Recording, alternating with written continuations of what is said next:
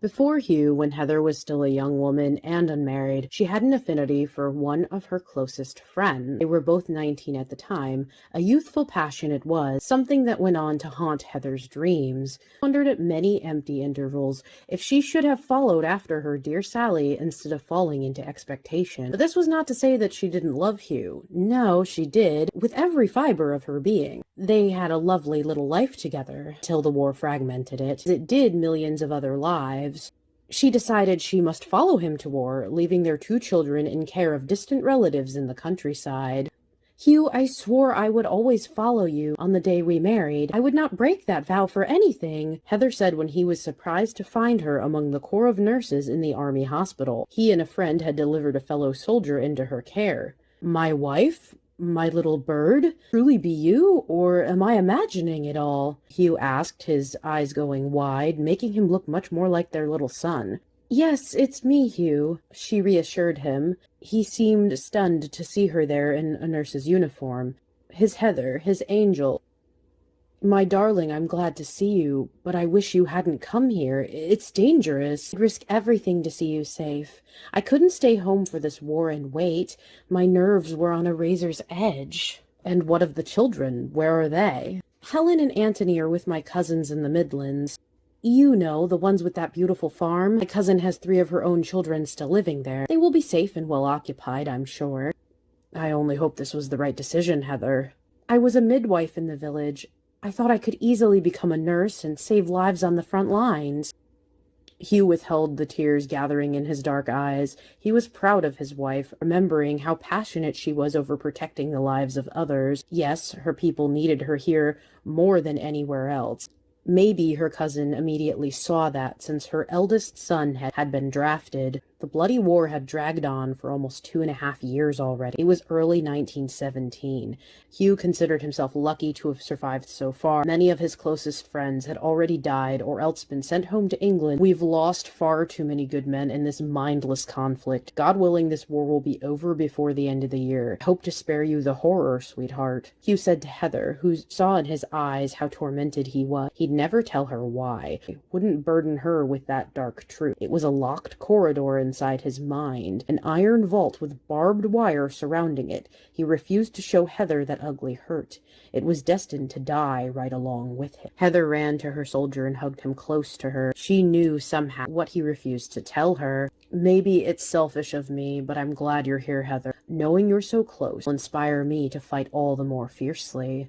Heather rarely saw Hugh, even though his company was one of the nearest to the hospital where she worked. She was around the nurses and the ambulance drivers most of the time. They were all women like her. She became privy to the personal dramas of the intertangled lives of the emergency workers. It did not shock her to learn that many of them had affairs with each other. She thought back on Sally and nodded when she overheard some petty drama that would scandalize most people she knew back home. On one of her early shifts, Heather nearly crashed into one of the ambulance drivers, chased after one of the head nurses. It was barely a secret to anyone who knew them well enough to hide their affections for one another. Heather sensed their unlikely affinity for one another. The ambulance driver was too affectionate and devoted to the older nurse for their feelings to remain totally hidden. Come on, Darlene, how's that even fair? This ambulance driver was Reese St. John, a tall, amber-eyed, dark-complexioned young woman, 20 years old, and one of the most efficient drivers in the ambulance corps. Oh, leave me be, Reese. Don't you have somewhere else to go? No, actually I don't. Polly took my ambulance because it's not my shift. Unlucky for you. If you're going to insist in following me, I'm going to make you into my assistant. No patience for useless bodies bopping about. Useless? Did I hear you correctly? Yes, you did. Now be a dear and fetch the food for the injured men, if you're going to stay here. Gladly, Darlene. Reese winked at the annoyed nurse and dashed off. That girl needs to know when matters are over and done with, Darlene muttered to herself, but then caught Heather staring at her. Just be glad you're safely married and don't have to deal with the revolving madness that is the girlfriend go-round. It's more than you'd ever want to deal with. She rolled her eyes. Reese came back and quietly set to doing the junior nurse's work of fetching food and extra blankets for the injured and sick troops. Because Reese threw herself into assisting the nurse on her time off, Heather believed that she still cared what Darlene thought. Heather must have been watching Reese for too long, because she then addressed her. "The soldiers must be glad when you attend to them. You're one of the most beautiful women I've ever seen." Flustered, Heather wasn't sure how to pay the compliment back, so she said, "You have a strong, reassuring presence. Maybe that's what they need right now." "All right, I suppose I should thank you for that, Miss— Oh, forgive me. I don't think we've met before." Reese took her cap off and bowed slightly to Heather. Darlene huffed and shot a highly annoyed look in their direction. "Oh, it's Mrs. Sparrow, actually. My husband is Corporal Hugh Sparrow. I came out here to be a nurse to serve his men. It felt like my duty to do so, Reese, but I hope we can still be friends." Heather replied, and saw Reese's shoulders fall a little, her swagger deflated. To hear Heather was a married woman, Darlene tried to hide the fact that she was laughing at her from behind her hands. "Forgive me for thinking it was only me that Darlene was interested in." "Your husband must be proud of you, Mrs. Sparrow," Reese said gently, and gave a small smile. She silently chided herself for trying to flirt with the nearest nurse to make Darlene jealous. Of course the girl would be a loyally married wife of a soldier, so Darlene could go and have her affair unpunished, it seemed. "Thank you, Reese. Oh, I hope he is." Heather sighed, wondering often if she had done the right thing. She missed her children. She hoped with all her heart that they didn't think that she abandoned them when she signed up to join the fight. She was a healer. Her countrymen needed her skills, her knowledge, her steady hand. Sometimes cried at night in the nurses' barracks, thinking that she had made the wrong choice. Far-off bombs and men's faint cries in the distance sometimes answered her in her exhausted state. Reese went with Heather to get something to eat when Darlene released them. Heather found the young ambulance driver a comforting presence. She didn't like eating alone if she could help it. Reese nervously raked a hand through her close-cropped curls. She pushed her cup of coffee over to Heather, who shook her head when it appeared before her. "Sorry, honey, you looked like you needed it more than me.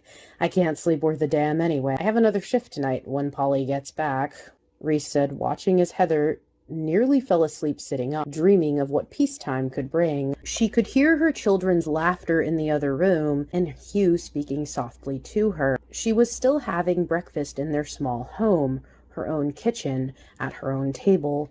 She had made them all breakfast. She was a decent cook, after all. Her husband and children had nothing to complain of. Helen and Antony were playing a game in the other room. She looked across the table, deeply into Hugh's eyes. "Welcome home, darling," she said softly as she leaned in for a kiss. When she opened her eyes, the person she was leaning into was Reese, not her beloved Hugh. The young woman looked embarrassed. A flush flared up across her cheeks. Heather had spoken the words meant for Hugh aloud, her dream eking out into their far bleaker reality. Reese seemed affected by Heather's words. She had nearly kissed her, mistaking her for her husband. "I wish a lovely lady like you would take me home, Mrs. Sparrow," Reese thought to herself with a suppressed sigh. The end of the war came on like a tidal wave, so overwhelming in its final triumphant roar, and then it was suddenly over. Since Hugh's death, Heather stayed on to see the war through. She had promised Hugh's ghost that was precisely what she aimed to do. Woman of her word, Heather was there in the hospital when the Americans rushed through joyously, declaring the end of the war. Victory for the Allies. May the rest of their lives be peaceful and sweet. Tears swallowed her. Her knees grew weak. "Hugh, oh my darling, we're finally going home." She had worn a locket, his image within, all while the war raged. He had died nearly a year before armistice was declared. Within that year, she grieved, ached for her children, now half orphaned by the brutal conflict. Guilt twisted in her guts, too, for in that time she was slowly falling into the reassuring embrace of Reese St. John. Reese caught Heather from fainting upon the news that her husband had died during one of the bloody assaults against the Allied lines. "I'm here, and I'll be here if you should want me," Reese had said, keeping Heather from falling to the ground this second time when victory was declared. Fainted like this only once before at the news of Hugh's death. The end of the war seemed an almost unreality after all they had weathered together. Heather hoped with all she had that this wasn't one of her many vivid dreams. Earlier that year, late in the spring of 1918, Reese too ended up on one of the nurses' tables. Heather thought she'd lose her mind if Reese died too. Now, sweetheart, I'll be fine. A German shot me a few times in the leg, but by God, he dealt me nothing life-threatening. Isn't that right, Darlene?" Her former lover patched her up quietly. She'll limp for the rest of her life, but she'll live, Arlene told Heather out of Reese's hearing. He didn't have to take her legs, surprisingly. And what happened to the man who shot you? Heather asked Reese later at her bedside. I shot him. He was trying to break into my ambulance and steal our supplies. He might have hurt or killed the men inside. I had 2 injured soldiers in there. Their lives were in my hands, Heather. They couldn't defend themselves in the state they were in.